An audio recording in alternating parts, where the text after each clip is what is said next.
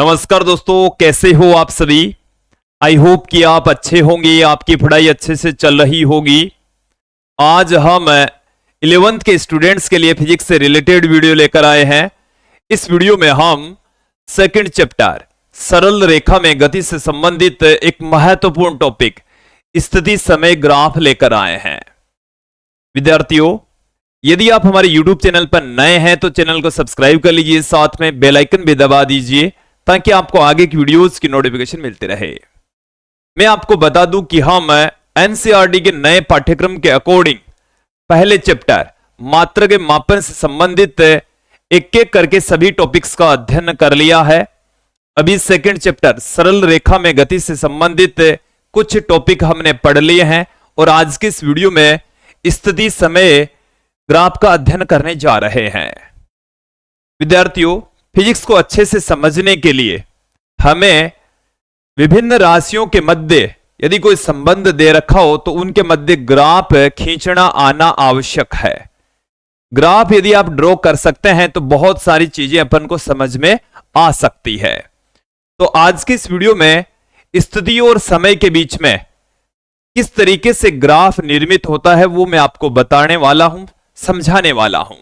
हमारे पास में यहां पर दो राशियां हैं। पहली राशि है स्थिति और दूसरी राशि है समय, और दोनों को हम आपस में संबंध स्थापित करेंगे, दोनों के बीच में ग्राफ निर्मित करने वाले हैं। चलिए, सबसे पहले मैं एक व्यापक स्थिति लेता हूं, एक जनरल रूप लेता हूं और उसमें स्थिति और समय के बीच में ग्राफ आपको बताने वाला हूं। चलिए, सबसे पहले हम ये लेकर चलें कि जब सबसे पहले हम मान लेते हैं कि t1 समय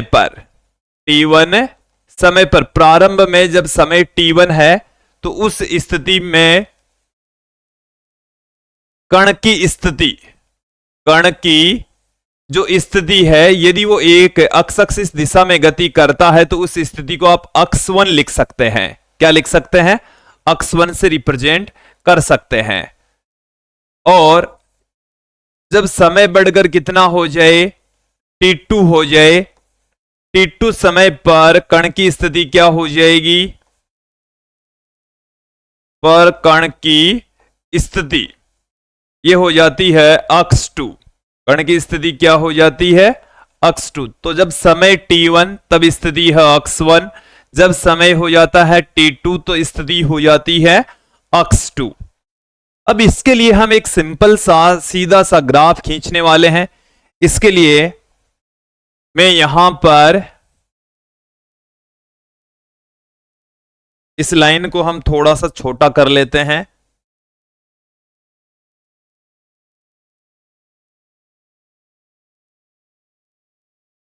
यहां से बड़ा कर लेते हैं।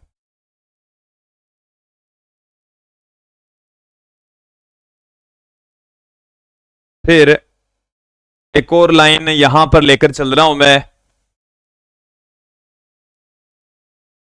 इस तरीके से। चलिए, ग्राफ के लिए आपको दो अक्ष की आवश्यकता होगी। तो ये हमारे पास में है एक्स एक्सिस और ये हमारे पास में है वाई एक्सिस। दो एक्सिस हो गई। एक्स एक्सिस की दिशा में हम लेकर चल रहे हैं समय। एक्स एक्सिस के डायरेक्शन में हम क्या लेकर चल रहे हैं? समय लेकर चल रहे हैं। और वाई एक्सिस की डायरेक्शन में हम लेकर चल रहे हैं स्थिति। वाई एक्सिस दिशा में हम क्या लेकर चल रहे हैं? स्थिति, जिसको हम अक्ष से पुट कर रहे हैं। देखो, कई जगह पर आपको अक्ष की जगह पर आर भी मिल सकता है। अभी मैंने बताया नहीं है आर क्या चीज है, बट आर भी मिल सकता है। मैं यहां पर अक्ष ही से लिख रहा हूं। ओके, तो देखिए यहां पर जब समय कितना होता है? t1। समय कितना है? t1। तब जो स्थिति है वो हमारे पास में यहां पर स्थिति है और इस स्थिति को मैं यहां पर कह देता हूं x1 स्थिति है। कौन सी स्थिति है? x1।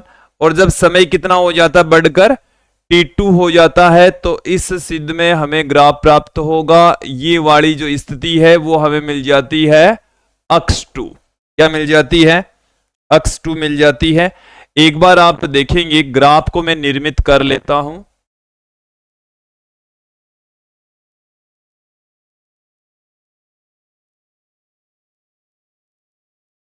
यहां से मैंने इस तरीके से निर्मित कर लिया है।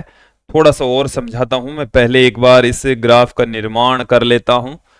यहां से इस तरीके से, ये तो सही नहीं बैठ रहा, चलिए सीधी वाली लाइन ही लेते हैं। यहां से ऐसे, यहां से इस तरीके से।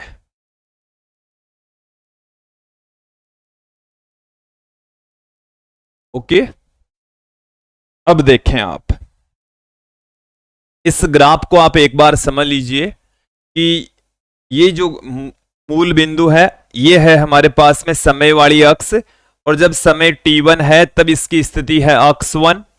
ओके, और जब समय बढ़कर t2 हो जाता है तो स्थिति हो जाती है अक्ष 2। और ग्राफ हमें इस तरीके का प्राप्त होता है। इस बिंदु को नाम दे दूं मैं a, इस बिंदु को नाम दे दूं मैं b। ये हमें ग्राफ प्राप्त होता है। अब इस ग्राफ से हमें बहुत सारे रिजल्ट्स मिलने वाले हैं, तो यहां पर मैं क्या कर देता हूं, इस वाले रेखा को यहां से मिला देता हूं, इस वाली रेखा को यहां से मिला देता हूं, और इस बिंदु को नाम दे देता हूं मैं C। इस बिंदु को क्या नाम दे देता हूं मैं, C नाम दे देता हूं। और ये वाला जो एंगल है इसको मैं ले लेता हूं थीटा। इस वाले कोण को कितना ले लेते हैं, थीटा एंगल ले लेते हैं। इतना आपको समझ आ जाना चाहिए, क्लियर हो जाना चाहिए, ठीक है। अब देखें इस ग्राफ का जो ढाल है, ढाल का मतलब हो गया है कि ये जो ग्राफ हमें ए बी प्राप्त होता है, ये क्षैतिज के साथ में कितना झुका हुआ है। तो कितना झुका हुआ है उसके लिए ग्राफ का जो ढाल है वो कैसे ज्ञात करते हैं, ग्राफ का ढाल, ग्राफ के ढाल को हम स्मॉल एम से लिखते हैं। किससे लिखेंगे, स्मॉल एम से लिखा जाएगा, जो कि टेन थीटा के बराबर होता है। किसके इक्वल होता है, टेन थीटा के तुल्य होता है। और टेन थीटा बराबर होता है लंब बट्टे में आधार, लंब बट्टे में आधार। लंब, थीटा के सामने वाली भुजा लंब होती है, तो थीटा के सामने वाली भुजा लंब हो गई है, जो कि BC है। कितना है, BC। आधार, देखिए यहां ये कोण 90 डिग्री, इसके सामने वाली भुजा AB है, वो कर्ण हो गई है। AC है वो आधार है, AC क्या है, आधार। BC यहां पर लंब है, AC यहां पर आधार है।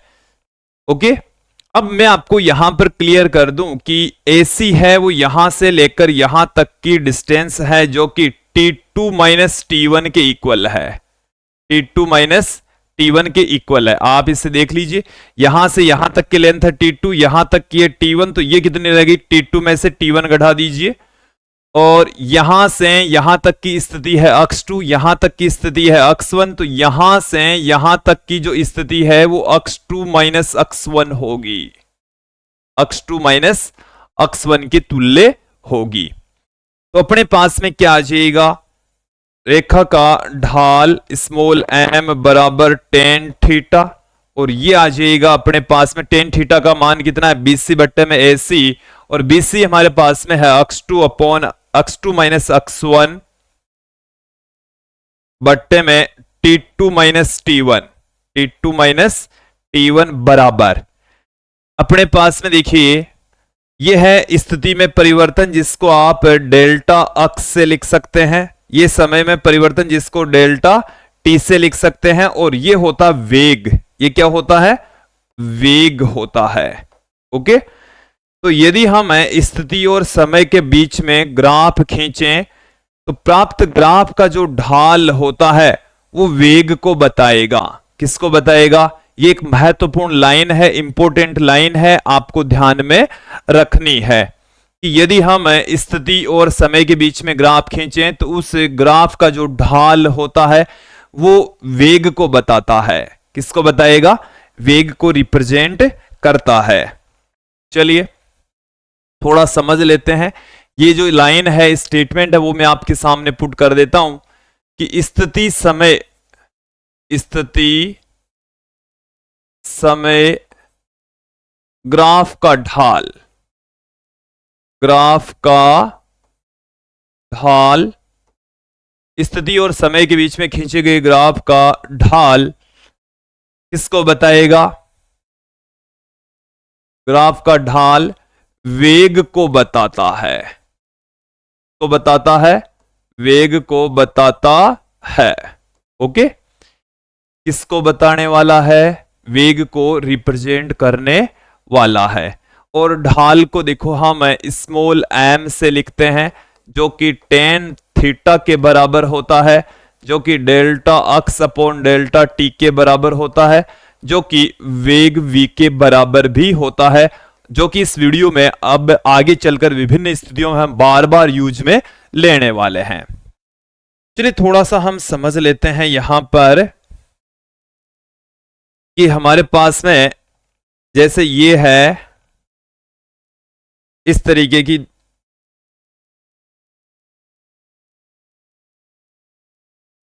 ये हमारे पास में है समय वाली अक्ष और ये है स्थिति वाली अक्ष।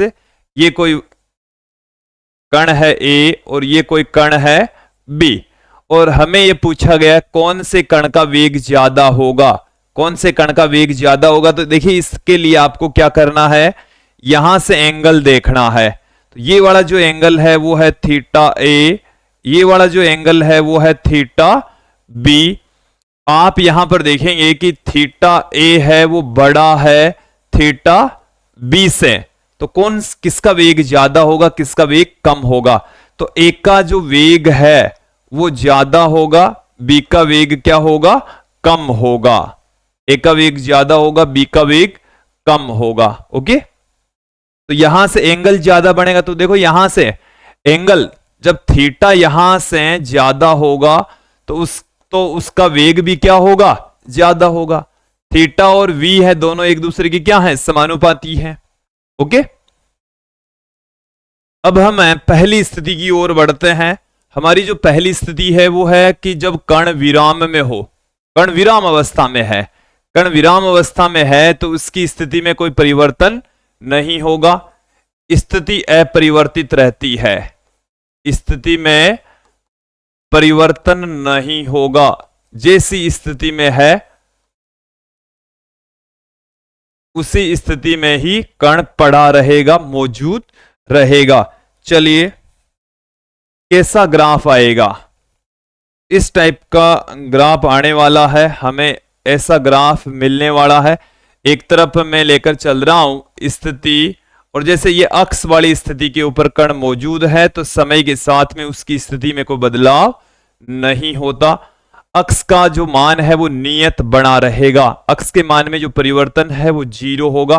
देखिए स्मॉल m बराबर tan थीटा बराबर डेल्टा x बटेवा डेल्टा t बराबर v। तो यहां पर थीटा बराबर है 0 डिग्री, थीटा बराबर 0 डिग्री, तो tan 0 और tan 0 का मान होता है 0, जिससे वेग कितना आएगा, जिससे कण का जो वेग है वो भी 0 आएगा। कितना आएगा,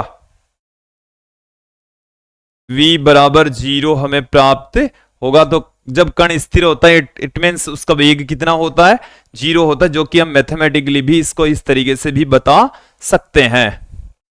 अगली स्थिति की ओर बढ़ते हैं कि जब कण एक समान वेग से गतिमान हो, कण का वेग क्या हो, नियत, कण का वेग कांस्टेंट हो, तब जो ग्राफ है वो कैसा ग्राफ आएगा, आप ध्यान देंगे। एक तरफ मैं लेकर चल रहा हूं यहां पर अक्ष और दूसरी तरफ लेकर चल रहा हूं मैं समय, दूसरी तरफ हम क्या लेकर चल रहे हैं, समय लेकर चल रहे हैं, और इसके बीच में जो ग्राफ है वो हमें इस तरीके की एक सीधी रेखा प्राप्त होगी, ऐसी रेखा प्राप्त होने वाली है। स्थिति में लगातार परिवर्तन होगा, समय के साथ में परिवर्तन होने वाला है।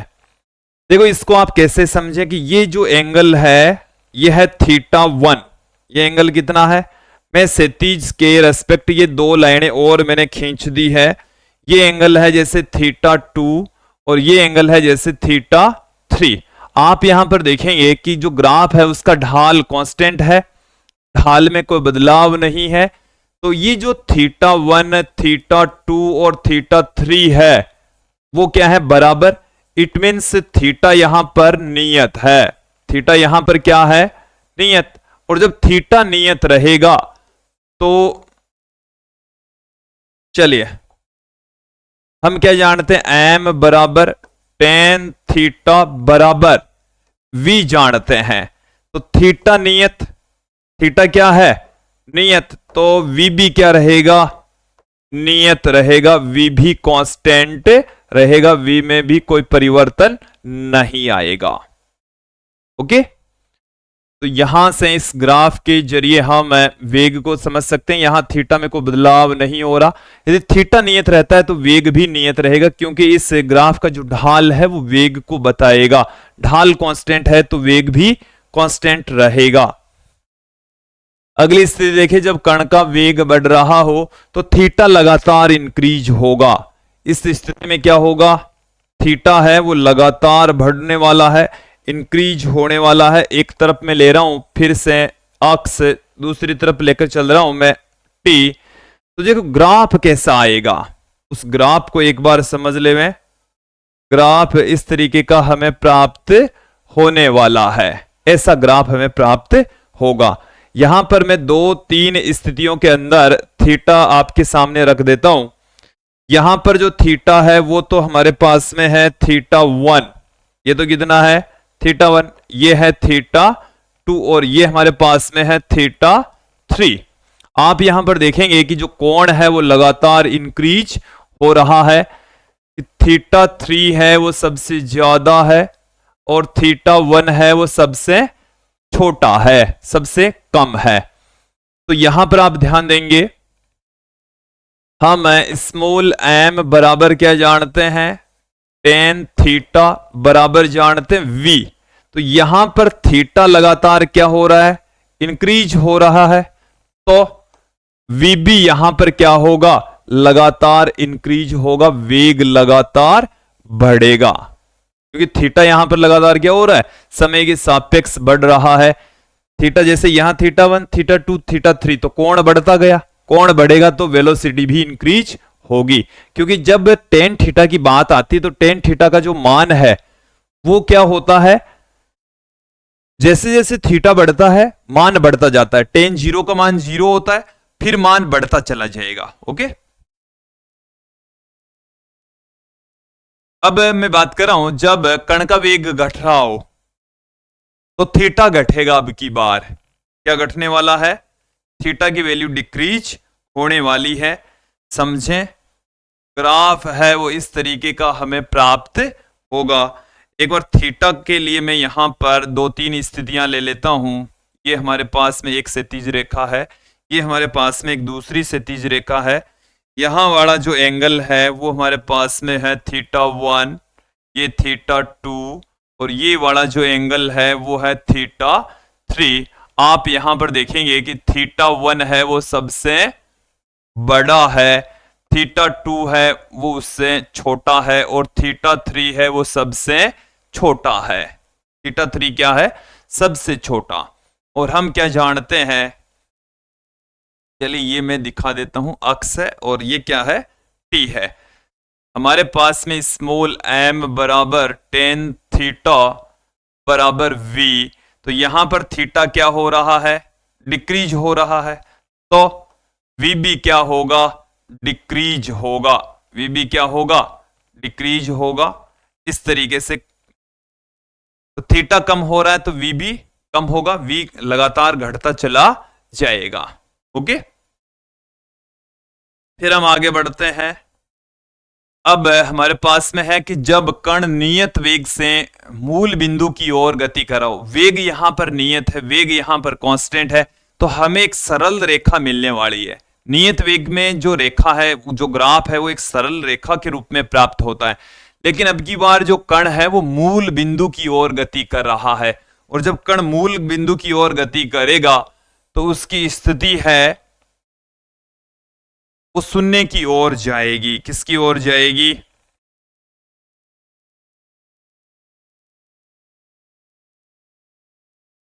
यहां से इसको थोड़ा सा घुमाना पड़ेगा।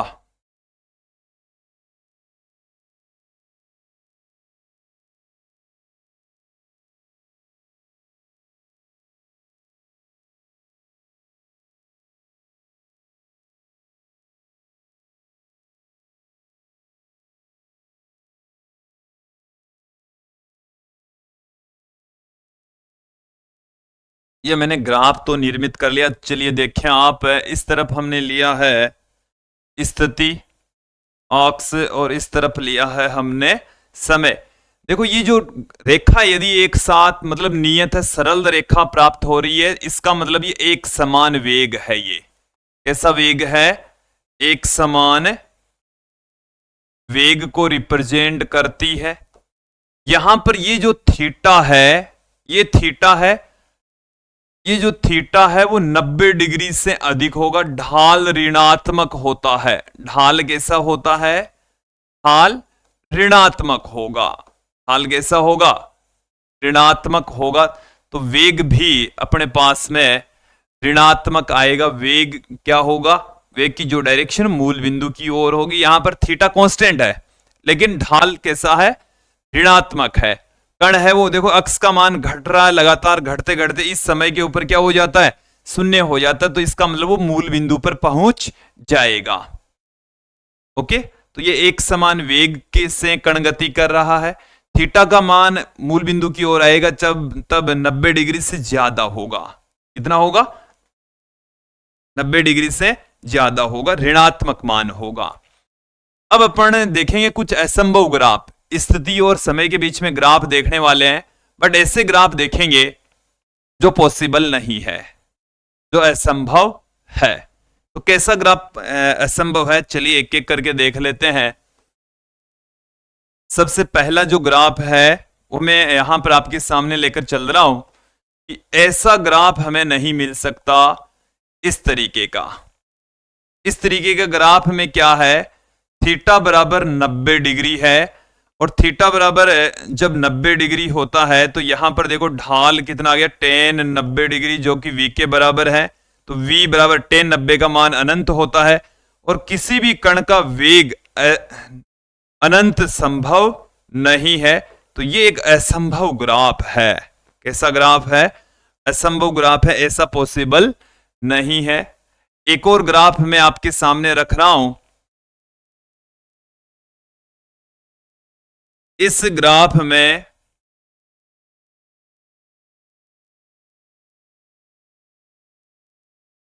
इस तरीके से एक तरफ में ले रहा हूं स्थिति, दूसरी तरफ हम ले रहे हैं समय। तो यहां पर आप देखेंगे कि इस वाले समय के ऊपर कण की दो स्थिति है। एक तो ये वाली स्थिति है ए पर और एक बी पर। तो एक ही समय पर दो दो स्थितियां पॉसिबल नहीं है। एक समय पर दो स्थिति पॉसिबल नहीं है। समय एक है और स्थितियां दो है। एक समय पर दो स्थिति संभव नहीं है, दो स्थिति असंभव है। तो ऐसा ग्राफ भी पॉसिबल नहीं है, ऐसा संभव नहीं हो सकता विद्यार्थियों। एक और ग्राफ मैं आपके सामने रखने जा रहा हूं। अब की बार मैं एक तरफ लूंगा दूरी, एक तरफ क्या लूंगा मैं? दूरी। अब की बार स्थिति की बजाय मैं यहां पर क्या लेकर चल रहा हूं? दूरी लेकर चल रहा हूं। और देखिए विद्यार्थियों, दूरी का मान कभी भी कम नहीं होता, ऐसे डिक्रीज नहीं होगा। दूरी का मान कभी भी, एक बार जितना हो गया प्लस में आ गई दूरी, तो वो उससे कम नहीं हो सकती। दूरी बढ़ती ही जाएगी, कम नहीं हो सकती। तो ये भी एक असंभव ग्राफ है। तो आज की इस वीडियो में स्थिति समय के बीच में हमने विभिन्न ग्राफ देखे। आप लोगों को ये अच्छे से समझ में आ गए होंगे। नेक्स्ट वीडियो के अंदर हम वेग समय ग्राफ देखने वाले हैं। यदि आपको आज का वीडियो अच्छे से समझ में आ गया तो आगे वाले वीडियो में कोई दिक्कत नहीं आने वाली है, आप आराम से उसको समझ सकते हैं। विद्यार्थियों, यदि आपको इस चैप्टर से रिलेटेड, इस टॉपिक से रिलेटेड हैंड रिटन नोट्स या वीडियोज का कोर्स चाहिए तो आप हमारी एप्लीकेशन को डाउनलोड कीजिए, जिसकी लिंक मैंने इस वीडियो के डिस्क्रिप्शन में भी दे रखी है, वहां से आप देख सकते हैं। एप्लीकेशन के ऊपर आपको कक्षा 9 से कक्षा 9, 10, 11, 12 NEET, IIT, lab assistant, nursing, इनसे रिलेटेड कोर्स मिल जाएंगे। हिंदी मीडियम और इंग्लिश मीडियम दोनों में कोर्स अवेलेबल है। आप इन कोर्स के लिए इन नंबर पर व्हाट्सएप पर भी मैसेज कर सकते हैं। कॉल नहीं करना है, केवल व्हाट्सएप करना है। तो इन नंबर पर व्हाट्सएप करके भी वीडियोज और हैंड रिटन नोट्स के कोर्स आप प्राप्त कर सकते हैं। आज की इस वीडियो में इतना ही। नेक्स्ट वीडियो में फिर मिलते हैं। धन्यवाद दोस्तों।